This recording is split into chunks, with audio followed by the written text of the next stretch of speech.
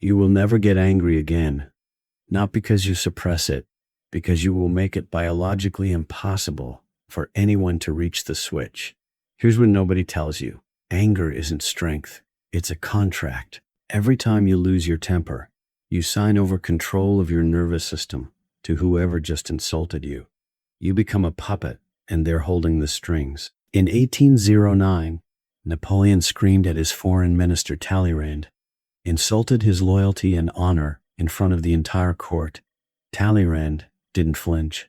When Napoleon stormed out, he simply said, "It was a pity such a great man was so ill-bred." Who held the power there? The emperor who lost control, or the man who never gave us away? This is the trap. An insult isn't a weapon. It's an invitation to step off your throne and fight in the mud. And every time you accept, you prove their theory correct, that you're predictable, that a cheap comment can make you Gantz. Viktor Frankl survived Auschwitz. He lost everything. And in the darkest place on earth, he found the one thing no guard could take. Between what happens to you and how you respond, there's a gap. Most people have no gap at all. Stimulus, reaction, instant. You're going to stretch that gap until it swallows their whole attack. Do this by switching from participation to clinical observation. A doctor doesn't get angry at a patient's symptoms. He studies them. When someone attacks you, they're not exposing you. They're exposing themselves, their insecurity, their bad day, their broken regulation. You're not being insulted. You're being handed a diagnosis. There's a psychological mechanism called projective identification. A person carrying shame they can't hold looks for someone stable and tries to transfer it. They insult you, hoping to install their anxiety in you. The moment you get angry, the upload is complete. You've become their landfill. Block the transfer with clinical pity, not empathy. Empathy shares the pain. Pity just observes it, the way you'd observe a fascinating doomed organism under glass. You cannot be angry at something you pity. Cato the Younger was spat on in the middle of the Roman Forum by a political rival, in front of everyone. He didn't strike back. He didn't you. He calmly wiped his face and said, people were wrong to claim his rival couldn't use his mouth for anything worthwhile. Another time he was struck in the face, and when the man came back terrified to apologize, Cato said he didn't remember being hit. That wasn't weakness. Acknowledging the strike means acknowledging the striker matters. Cato refused to let him exist in his emotional reality. Then there's the body. The heat in your chest is real. Cortisol, adrenaline, a heart rate spike, a nervous system bracing for a fight that isn't coming. Neuroscientist Andrew Huberman points to the physiological sigh.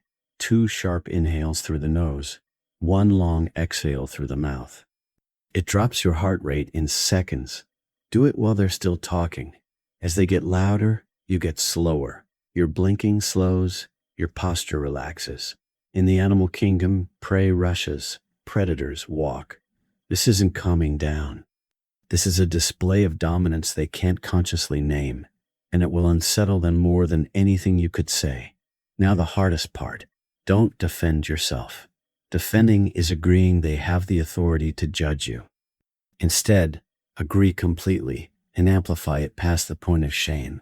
Someone says you're arrogant. You only care about yourself. You look at them and say, correct. I'm obsessed with my own trajectory, and I prioritize it over almost everything. What's your point?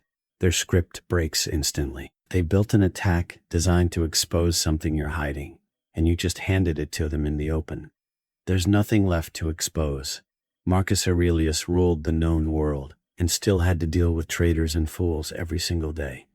His method was to strip grand things down to what they actually are. Wine is fermented grape juice. An insult is vibrating air hitting your eardrum. That's the entire physical reality. You're allowing sound waves from a flawed, unhappy stranger to set your blood pressure. Ask yourself if you even respect their opinion in the first place. Most of the time the answer is no, and that alone should end the conversation in your head. None of this happens overnight. It's a rewiring. The next time it happens, you'll feel the old heat rise, and you'll do the double inhale instead. You'll watch them like a specimen instead of a threat.